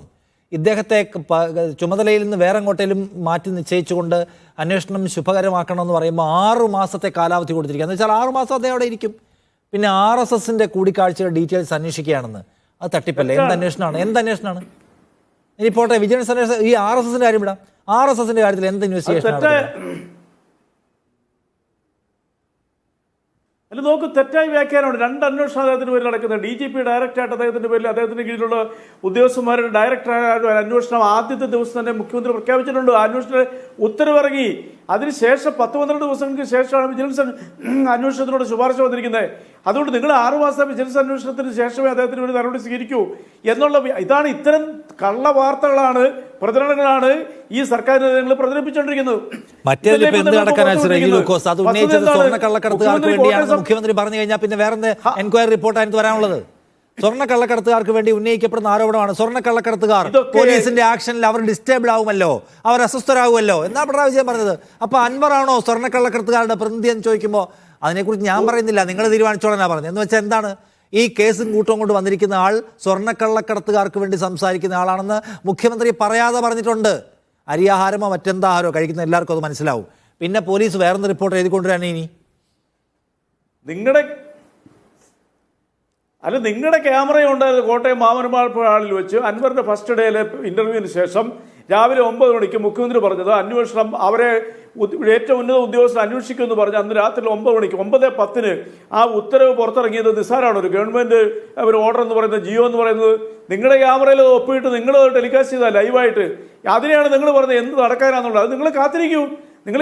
അത് അല്ലാതെ നടപടികളുടെ പരിധി സ്വീകരിച്ചിട്ടുണ്ടല്ലോ. ഞാൻ എത്രയോ ഉദാഹരണങ്ങളോട് പറഞ്ഞു കഴിഞ്ഞു. ഇപ്പൊ നിങ്ങളുടെ ലക്ഷ്യം എന്താ? നിങ്ങളുടെ ലക്ഷ്യം എങ്ങനെയാലും CPM-നെ തകർക്കുക, സർക്കാരിനെ അവമതിപ്പുണ്ടാവുക. എന്നിട്ട് നിങ്ങൾക്ക് എന്തെങ്കിലും വിജയിക്കാൻ പറ്റുന്നുണ്ട്? ഇതുവരെ ഏതെങ്കിലും തരത്തിൽ വിജയിക്കാൻ പറ്റുന്നുണ്ട്? ഞങ്ങളെല്ലാ സീറ്റും നഷ്ടപ്പെട്ടിട്ടുണ്ട്. അടിയന്തരാവസ്ഥയ്ക്ക് ശേഷം ഒറ്റ സീറ്റ് ഞാൻ കിട്ടിയിട്ടില്ല. അത് വേറെ കാര്യം. പക്ഷേ ഈ വിജയിക്കാൻ പറ്റിയിട്ടുണ്ടോ എന്നുള്ള ചോദ്യം ഇങ്ങനെ ചോദിക്കല്ലേ. ഈ ചോദ്യം ചോദിക്കുമ്പോൾ നിങ്ങൾക്ക് നഷ്ടപ്പെട്ടു പോയ പശ്ചിമ ബംഗാളിനെ ഓർക്കണം, വിജയിച്ചു അവിടെ ശത്രുക്കൾ. നിങ്ങൾ ത്രിപുരയെ കുറിച്ച് ഓർക്കണം, വിജയിച്ചു അവിടെ ശത്രുക്കൾ. ഒന്നാം UPA സർക്കാരിന്റെ കാലത്ത് ഇടതുപക്ഷ കക്ഷികൾക്ക് രാജ്യത്തുണ്ടായിരുന്നു. അപ്പൊ നിങ്ങൾ ഞങ്ങളെ തകർക്കാൻ ശ്രമിച്ചവരാരും വിജയിച്ചിട്ടില്ല എന്ന് പറഞ്ഞാൽ അവസാനത്തെ തുരുത്താണ്. ബാക്കി എല്ലായിടത്തും ശത്രുക്കൾ വിജയിച്ചു. ഞങ്ങൾ എവിടെയും തോറ്റുപോയിട്ടില്ല, ഞങ്ങളെ ആർക്കും തകർക്കാൻ പറ്റിയിട്ടില്ല. നിങ്ങൾ തകർന്ന് തരിപ്പണമായിരിക്കുകയാണ്. അവസാനത്തെ തുരുത്ത് ഇത് മാത്രമാണ് എന്നും കൂടി ഓർക്കണം. ഈ ഞങ്ങളെ ആർക്കും തോൽപ്പിക്കാൻ പറ്റില്ല എന്നുള്ള വലിയ വാചകം പറയുമ്പോൾ CPIM തകർന്നു പോയ 2 സംസ്ഥാനങ്ങളുണ്ട്. അല്ല, നിങ്ങളത് കേട്ടോളൂ. നിങ്ങൾ ഈ 2 സംസ്ഥാനങ്ങളെ കഴിഞ്ഞ 10-14 വർഷമായിട്ട് ബംഗാളിനെ ഉദ്ധരിച്ചുകൊണ്ട് കേരളം തീരുന്നത് നിങ്ങൾ പറയാൻ തുടങ്ങിയിട്ട് 14-15 വർഷമായില്ലേ? എന്നിട്ട് 2016 മുതൽ ഇങ്ങോട്ട് ഭരണ തുടർച്ച ഞങ്ങൾ വന്നില്ലേ? നിങ്ങളെ കൊണ്ട് ബംഗാളിനെ പോലെ കേരളത്തെ തകർക്കാൻ പറ്റുമോ? കേരളം മതേതര സംസ്കാരം. ത്രിപുരയിൽ ഭരണ തുടർച്ച ഉണ്ടായിരുന്നു, എന്നിട്ടാ പോയത്. ഇവിടെ 2 ആയിട്ടുള്ളൂ കേട്ടോ. ഒന്നേ ഉണ്ടായിരുന്നത്. ഞങ്ങൾ തർക്കിക്കുന്നില്ല കാര്യത്തിൽ. നിങ്ങൾ കേരളത്തിനെയും കൂടെ തകർത്ത് തരിപ്പണമാക്കാനായിട്ട് ഞങ്ങൾ തീർന്നു എന്ന് പറഞ്ഞ് നിങ്ങൾ വ്യാഖ്യാനിക്കാൻ തുടങ്ങിയിട്ട് ഇപ്പൊ വർഷം എത്രയായി? 8 വർഷമായില്ലേ? അതിനു മുമ്പ് നിങ്ങൾ തുടങ്ങിയില്ലേ? എന്നിട്ട് എന്താ നിങ്ങളെ കൊണ്ട് സാധിച്ചില്ല? ഈ പ്രശ്നത്തിൽ ജനങ്ങളെല്ലാവരും തങ്ങളെ വിശ്വസിക്കുന്നു എന്നാണ് മുഖ്യമന്ത്രിയും അദ്ദേഹത്തിന്റെ പാർട്ടിയും കരുതുന്നതെങ്കിൽ അത് എന്തുമാത്രം ശരിയുണ്ടെന്ന് അറിയാൻ കാത്തിരിക്കേണ്ടി വരും. അന്വേഷണം ശരിയായ ദിശയിൽ നടക്കട്ടെ എന്ന് പ്രത്യാശിക്കുകയും ചെയ്യാം. താങ്ക് യു റെജി ലൂക്കോസ്, ഷിബു മീരാൻ, ഒപ്പം ആനന്ദ് കൊച്ചുകുടി ചർച്ചയിൽ പങ്കെടുത്ത് നിങ്ങളുടെ അഭിപ്രായങ്ങൾ പറഞ്ഞതിന് ഒരു വേള കൂടി.